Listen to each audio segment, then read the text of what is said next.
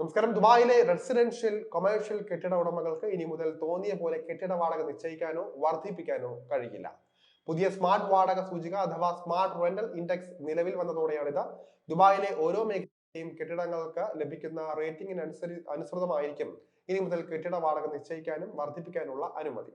കെട്ടിടങ്ങളിലെ സൗകര്യങ്ങൾ, അത് സ്ഥിതി ചെയ്യുന്ന പ്രദേശം, കെട്ടിടത്തിന്റെ വലിപ്പം തുടങ്ങിയ മാനദണ്ഡങ്ങൾ പരിഗണിച്ചാകും കെട്ടിടങ്ങൾ റേറ്റിംഗ് നിശ്ചയിക്കുക.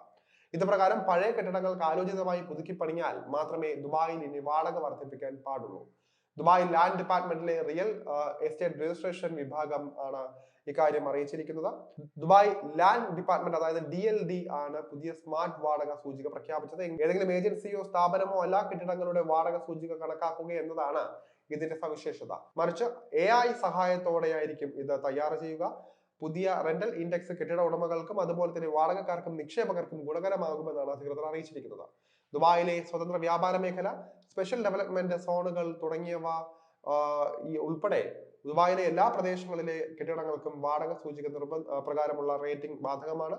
തുടക്കത്തിൽ താമസ സമുച്ചയങ്ങളെയാണ് തരംതിരിക്കുക, പിന്നീട് വാണിജ്യ കെട്ടിടങ്ങളിലേക്ക് കൂടി ഇത് വ്യാപിപ്പിക്കും.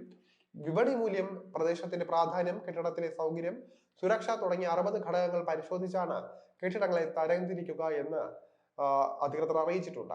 ഇവയുടെ അടിസ്ഥാനത്തിൽ കെട്ടിടങ്ങൾക്ക് 1 മുതൽ 5 വരെ സ്റ്റാർ റേറ്റിംഗ് നൽകുന്നതാണ്. പുതിയ സംവിധാനം നിലവിൽ വന്നതോടെ ഓരോ പ്രദേശത്തെയും വാടകയിൽ മാറ്റങ്ങൾ ഉണ്ടാകും. ചില കെട്ടിടങ്ങളുടെ വാടക കുറയുകയും ചിലത് കൂടുകയും ചെയ്യും. നിലവിൽ കെട്ടിടത്തിന്റെ ഗുണനിലവാരം വർഷത്തിൽ ഒരിക്കലാണ് രേഖപ്പെടുത്തിയിരിക്കുന്നതെങ്കിൽ പുതിയ സംവിധാനം നിലവിൽ വന്നതോടെ തത്സമയം പരിഷ്കരിച്ചുകൊണ്ടേയിരിക്കുമെന്നും അധികൃതർ അറിയിച്ചിട്ടുണ്ട്. ഇതോടെ വാടക തർക്കങ്ങൾ വലിയ അളവിൽ കുറയ്ക്കാനാകുമെന്നാണ് പ്രതീക്ഷിക്കുന്നത്.